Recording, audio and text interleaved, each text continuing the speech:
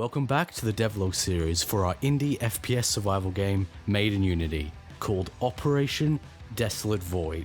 Today, in episode 3, I'm going to show you how we go about adding new weapons into the game. What gun, I hear you ask? Well, just the best Counter-Strike global offensive weapon they have.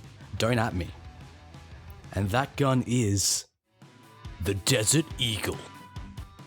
You'll remember that infamous O.D.V when your silver friend insists he'll hit those sick one taps and instantly dies.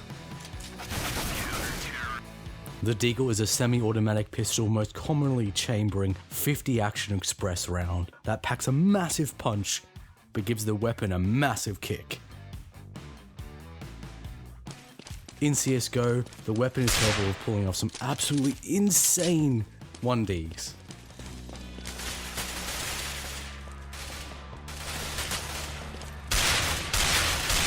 Now let me show you the process of putting that gun into my game. Oh, and don't forget to wishlist the game on Steam. Let's begin by running through the initial setup and making of animations for the gun. To create a new weapon in my system, you simply have to create a new scriptable object, which is done in a few clicks. Next is to set all the stats for the weapon to make sure all the systems have the info they need, like recoil, damage, attachments, etc. Now we just have to add the model, then go through and adjust the hands so they match the gun. The nice part about my animation system is for every gun I only have to remake about 5 animations per gun, which saves a huge amount of time when adding new ones. Now you, the viewer, may think that reusing animations may seem a bit lazy, but I prefer the term efficient. And this is what efficiency looks like when it goes too far. Okay, now let's actually make some custom animations, but I'm warning you, this is gonna get ugly.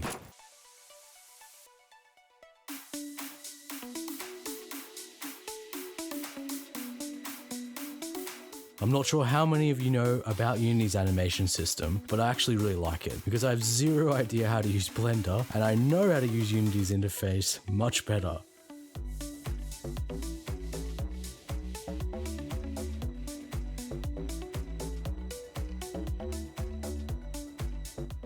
And here is the end result for the animations.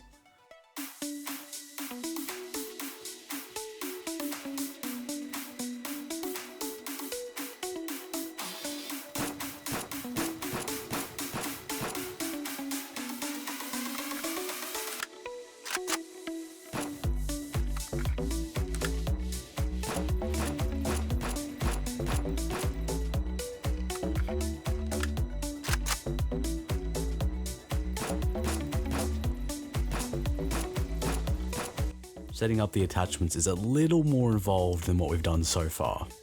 First, you have to make sure the gun's scriptable object knows what attachment it can have. Then you have to set up the 3D models on the prefab for the gun. Most attachments models are pretty easy to add. You just spawn them in and then adjust their position so it looks right. But with the sights, it's very hard because the bullets actually come out of the barrel like a real gun. Luckily, I have my special, long, girthy, pink tool to help. No, silly, not that. This. Anyway, it helps to guide me when I'm lining up the 3D sight model, making sure the ADS position is set up right for that sight and is all ranged correctly. It's not all rainbows and sunshine when adding new guns. When I tried to add a silencer to the Deagle, this is what happened.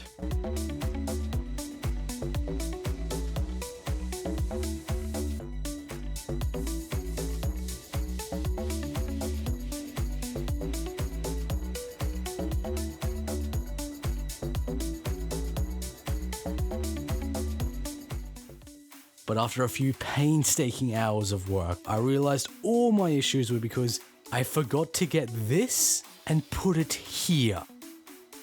My good friend Dash knows all about my struggles. He's a fellow dev that makes devlogs that are really funny, but still informative. So if you like my stuff, you're gonna like his.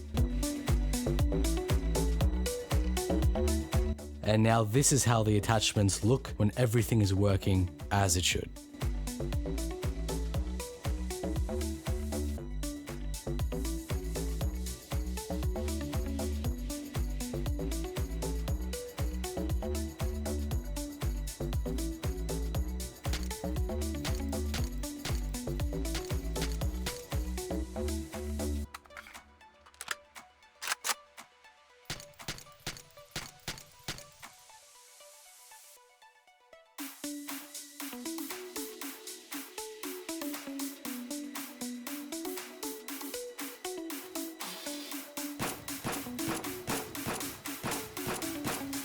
How can I prove the attachments are working, I hear you say?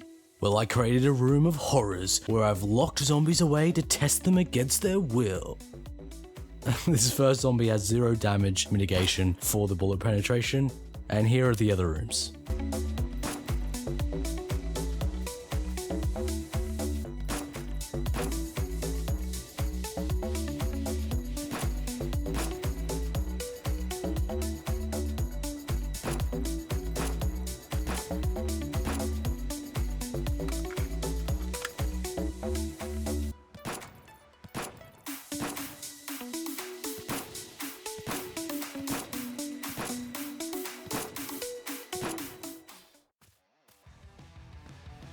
Just press this button to release them, and let's start hitting some filthy one-taps on these zombies.